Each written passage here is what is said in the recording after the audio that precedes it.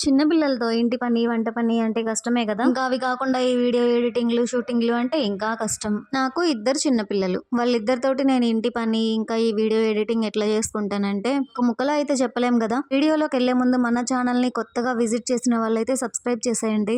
మరెన్నో మంచి మంచి వీడియోస్, నా ఎక్స్‌పీరియన్స్ నేను డైలీ ఎట్లా చేసుకుంటానో, ఏంది అనేది మీకు కూడా యూజ్‌ఫుల్ అవ్వచ్చు. ఖచ్చితంగా నా వీడియోస్ మీకు నచ్చుతాయనే అనుకుంటున్నాను. ఇంకా మన సబ్స్క్రైబర్స్ అయితే చెప్పే పని లేదు కదా! చిన్న లైక్ ఇచ్చి ముందుకెళ్ళండి. మీరు నన్ను ఎప్పుడూ ఇలానే సపోర్ట్ చేస్తూ ఉండాలనుకుంటున్నా. ఇంకా చెప్పిందే చెప్పి అడిగిందే అడిగి మిమ్మల్ని విసిగించనులేండి. లేట్ చేయకుండా వీడియోలోకి వెళ్ళిపోదాం. సమ్మర్ వచ్చేసింది కదా! కూల్ గా ఏవో ఒకటి తినాలి, ఏవో ఒకటి తాగాలి అని అనిపిస్తూ ఉంటది కదా అందరికి. చాలా మంది సమ్మర్ ఫ్రూట్ అంటే ఎక్కువ మ్యాంగో అనే చెప్తారు. నాకైతే వాటర్ మిలన్ అంటే చాలా ఇష్టం. మీరేం తింటారు మరి ఎక్కువగా? ఇంకా నేను మొన్న ఎప్పుడో తీసుకొచ్చిన పుచ్చకాయని ఇవాళ కట్ చేసి జ్యూస్ ప్రిపేర్ చేశాను. కాయ అయితే చాలా స్వీట్ గా చాలా బాగుంది. తాగుతుంటే తాగాలనిపించేంతలా ఉంది. ఇంకా మా బుడ్డోడైతే నిద్రపోతున్నాడు. మా పాప అయితే టీవీ చూస్తుంది. చక్కగా హోంవర్క్ రాసుకుంటూ చూస్తుంది. ఇక వీళ్ళిద్దరితో మధ్యాహ్నం టైం వర్క్ అంటే ఇట్లనే ఉంటది. అదే ఇంకా మా బుడ్డోడికైనా మేల్కొని ఉంటే వాడితో అస్సలు వీడియో తీసుకోలేము, ఏ పని సరిగా చేసుకోలేము. అంతా రచ్చ రచ్చ చేసేస్తాడు, గోల గోల చేస్తుంటాడు. ఇట్లా ఎవరో ఒకళ్ళు అల్లరి చేయాలిగా. ఎవరో ఒకళ్ళు అల్లరి చేసే వాళ్ళు అంటే అది ఇంకా మా బుడ్డోడే మా ఇంట్లో. మా గగన అయితే చెప్తే వింటది. కొంచెం వినే ఏజ్ అయితే వచ్చింది. మా బుడ్డోడికి అయితే ఇంకా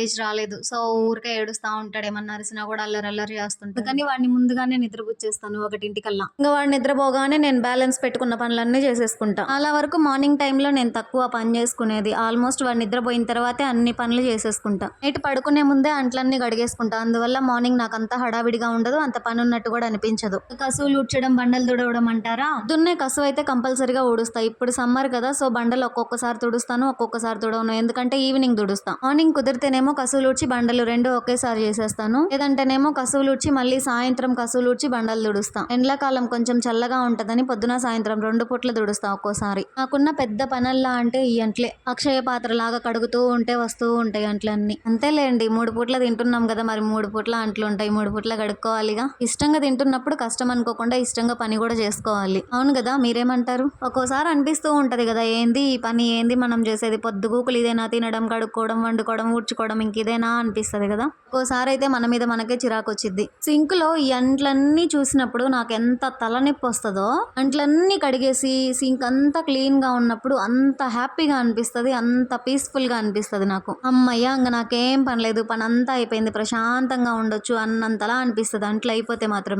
నాకే అలా అనిపించిద్దో మరి అందరికీ అట్లనే అనిపించిద్దో. కానీ సింక్, కిచెన్ అంతా క్లీన్ గా ఉంటే అదొక తెలియని హ్యాపీనెస్ కదా. ఇంట్లోకి వెళ్ళి ఏ పనైనా సరే పీస్ఫుల్ గా చేసుకోవచ్చు అనిపించిద్ది. ఏ వంట చేయాలి అన్నా ప్రశాంతంగా కొత్త కొత్త ఆలోచనలు వస్తూ ఉంటాయి క్లీన్ గా ఉన్నప్పుడు. మన బ్రెయిన్ కూడా అంతే, చెడు ఆలోచనలన్నీ తీసేసినప్పుడు హ్యాపీగా ప్రశాంతంగా అనిపిస్తది. మన కోసం మనం అప్పుడప్పుడు టైం స్పెండ్ చేసుకోవాలి. ఇంకా మా గగన అయితే నాకు కొన్ని చిన్న చిన్న పనులు హెల్ప్ కూడా చేస్తది. అప్పుడే నాకు కూతురు మళ్ళీ అది నాకు హెల్ప్ చేయడం కూడా. నాకైతే మా అమ్మకి నేను హెల్ప్ చేసిన డేస్ గుర్తొస్తాయి నాకు అప్పుడప్పుడు. నేనేనా మా ఇంట్లో పని చేసేది, మళ్ళీ ఇప్పుడు నా కూతురు నాకు పని చేసి పెడుతుంది అన్నంతలా అనిపిస్తది. పెద్దయితే ఎట్లా చేసిద్దో గాని. ఉండదులేండి, పనుల మీద ఇప్పుడున్నంత చిన్న పిల్లలకు ఉన్నంత ఇంట్రెస్ట్ పెద్దయిన తర్వాత ఉండదు. ఎందుకంటే ఇంకా పెద్దయిన తర్వాత పొద్దుగూకులు అదే పని కదా చేసేది. ఇప్పుడంటే అప్పుడప్పుడు కాబట్టి చేసేది, బాగా యాక్టివ్ గా ఉంటారు, ఇంట్రెస్ట్ చూపిస్తారు పనుల మీద. అవును కదా, మనము అంతేగా. ఒకప్పుడు స్కూల్కి వెళ్ళే ఏజ్ లో ఇంట్లో పని అంతా చేయాలి, అమ్మ మనల్ని మెచ్చుకోవాలి, హ్యాపీగా ఉండాలి అని అనుకుంటాం. కానీ మనకు అప్పుడు తెలీదు తర్వాత లైఫ్ లాంగ్ ఇదే పని కదా చేసేది అని.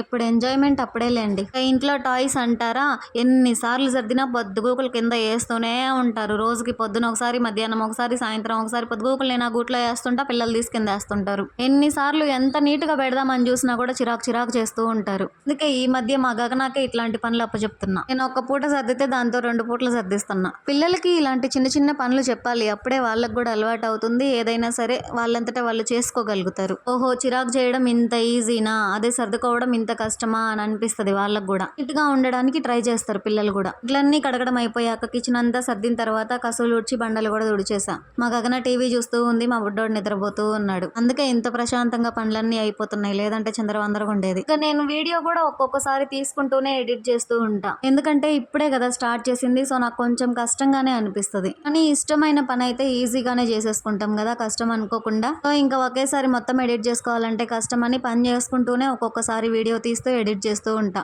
లాస్ట్ లో అంతా అయిపోయింది అనుకున్నప్పుడు ఇంకా వాయిస్ ఓవర్ ఇచ్చుకుంటా, నిద్రపోతున్నప్పుడు లేదంటే పిల్లలు ఇద్దరు ఆడుకుంటున్నప్పుడు. నార్మల్ గానే మాట్లాడేస్తాను, ఏదన్నా ఇంపార్టెంట్ పాయింట్స్ అయితే నోట్ చేసుకుంటా అంతే. ఇంకా ఇడ్లీ పిండి, దోశ పిండి కూడా అయిపోయింది. అందుకని ఇంక ఇవాళ మళ్ళీ దోశలకి నానబోసా. దోశల పిండి బ్యాటర్ కరెక్ట్ గా రావాలి అంటే 2 గ్లాసులన్నర బియ్యం పోస్తే 1 గ్లాసు మినపప్పు పోయాలి. అప్పుడు మనం దోశ వేసుకునే దాన్ని బట్టి దోశ మెత్తగా రావాలా, క్రిస్పీగా రావాలా అని కూడా ఉంటుంది. ఇంకా కొంచెం ఉంటే అటుకులు లేదంటే మెంతులు కూడా వేసుకోవచ్చు. దోశలు చాలా మెత్తగా వస్తాయి. నేనైతే ఒక్కోసారి సగ్గు బియ్యం కూడా వేస్తా, బాగుంటాయి దోశలు, క్రిస్పీగా ఉంటాయి. పనులన్నీ స్టార్ట్ చేసే ముందు బట్టలు మెషిన్ లో వేసాను. కిచెన్ పని, క్లీనింగ్, ఇంటి పని మొత్తం అయిపోయేసరికి ఈ బట్టలు వాష్ చేయడం కూడా అయిపోయింది. ఇంకా ఆఫ్ చేసి బట్టలు కూడా తీసి బయట పెట్టాను ఆరేద్దామని. లోపు బనానాస్, ఆరెంజెస్ ఉంటే కవర్ బాగోపోతే ఆ కవర్ తీసేసి నీట్ గా మళ్ళీ సర్దాను. ఫ్రూట్స్ ఏవైనా సరే ఫ్రిడ్జ్ లో మాత్రం పెట్టను, ఏ ఫ్రూట్ అయినా సరే. అందుకే లిమిట్ లోనే తెచ్చుకోవడమైనా 2 days కి 3 days కి, అంతే, ఎక్కువ తెచ్చుకోము. ఇంకా టమాటాలు, బంగాళదుంపలు ఇవి కూడా ఫ్రిడ్జ్ లో పెట్టకూడదంట, బయట పెట్టుకొని తినేసేయాలి. ఇంకా ఈ క్లీనింగ్ పని, కిచెన్ పని ఇదంతా ఇంటి పని అయిపోయిన తర్వాత ఇంకా నేను స్నానం చేసి వచ్చి కొంచెం ఫ్రెష్ అయ్యి మార్నింగ్ జడ వేసుకున్నాను. మళ్ళీ చిరాకుగా ఉందని మళ్ళీ ఇప్పుడు కూడా వేసుకున్నా జడ. ఈ సంవత్సరం ఎండలు కూడా ముందే స్టార్ట్ అయ్యాయి కదా, మహాశివరాత్రి అయిపోయిన దగ్గర నుంచే ఎండలు స్టార్ట్ అయ్యాయి. ఇప్పుడు మార్చి మధ్యలో లేదంటే మార్చి ఎండింగ్ కి అట్లా బాగా ఎండలు అనిపిస్తాయి. కానీ ఈసారి శివరాత్రి తర్వాతే ఎండలు బాగా అనిపిస్తున్నాయి. అవును కదా.